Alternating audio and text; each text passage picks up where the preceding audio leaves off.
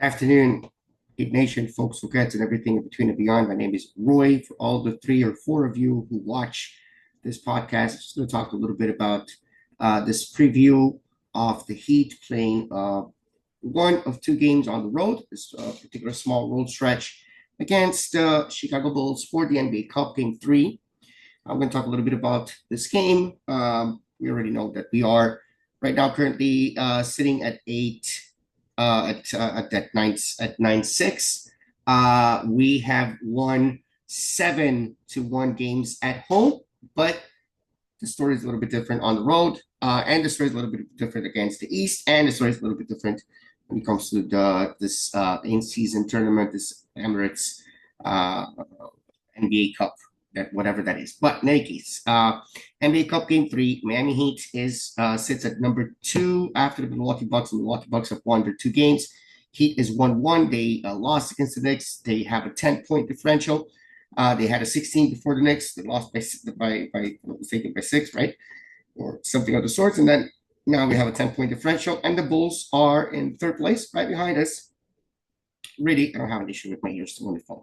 So yeah, right behind us, and with a -6 point differential. So it's going to be an interesting game. Chicago Bulls are definitely making a little bit of noise in the East, right? They're not exactly, I think, at least where they wish they could be. I don't know, right? They are 7 in the East, whereas I think Miami's 6. Oh no, fifth. Yeah, Miami 5 at 9-6 is fifth in the East. The Bulls are 7th, right? We talked recently about the Heat, right? Points per game, Miami Heat is third, Chicago Bulls is fourth, 121.7. Rebounds per game is disastrous for Miami, 16th. They are second, 47.3. Chicago Bulls are third in assists per games. We are first, and they are 24th in opponents allowed per games, which is worse than us.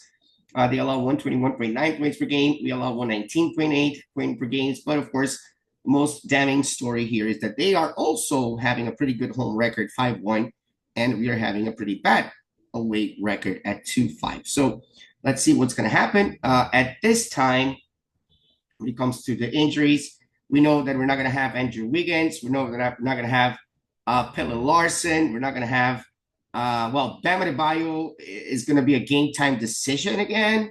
So not sure, but I know that Andrew Wiggins, Nikola Jovic, Tyler Hero, I don't believe that they traveled with the team. And yeah, Pelle Larson is out because he suffered an ankle injury during the pregame lifting, which is kind of ridiculous, but it's true. And for their side, it's mainly Zach Collins, who is out for sure. Trey Johns, I mean, other than G League, right? Trey Jones, questionable. Kobe White, questionable. Josh Giddey, game time decision, questionable.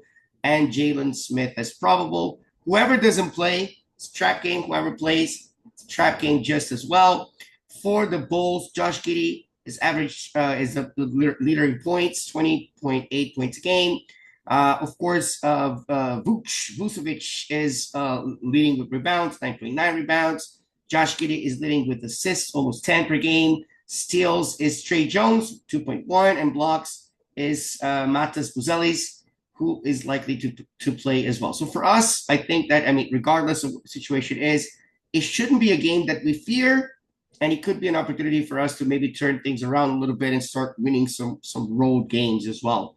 We'll face Detroit very soon as well, so that's going to be a very interesting situation. And there very well could be, as Shams reported, very well could be a return for Tyler Hero next week.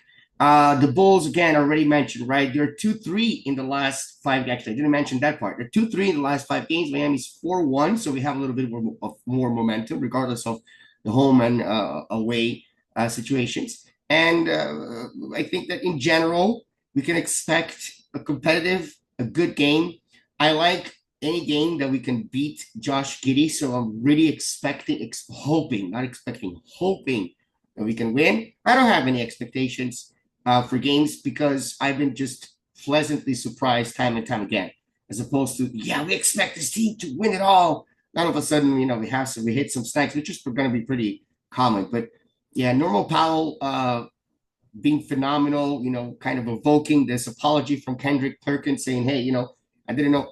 They never count the Heat in unless I guess, when LeBron James was here, right? I don't think that Miami is a very interesting market, but they never really kept Miami Heat in, right? They didn't count us in when we had Jimmy Butler. So why should they count us in when we have now Norman Powell playing better than Jimmy Butler was playing in the last couple of seasons? Not compare the players because I don't think that's a fair comparison. No. Again, players are doing what they're doing. Let's just hope that they keep doing that tonight and they bring us a W away. It'll be important. If they don't, well, hopefully we don't go to 2-6 away, but that's a possibility as well. If we win, who knows? I just wish we are smart enough to know that we do not want to play that last game, that final game, and get make up for 0 to win. Well, money for the young ones, I guess. Money for the young ones. That should be important. All right, guys, stay safe, stay dry, stay as happy as possible in this very, very complicated world of ours. And let's go Heat.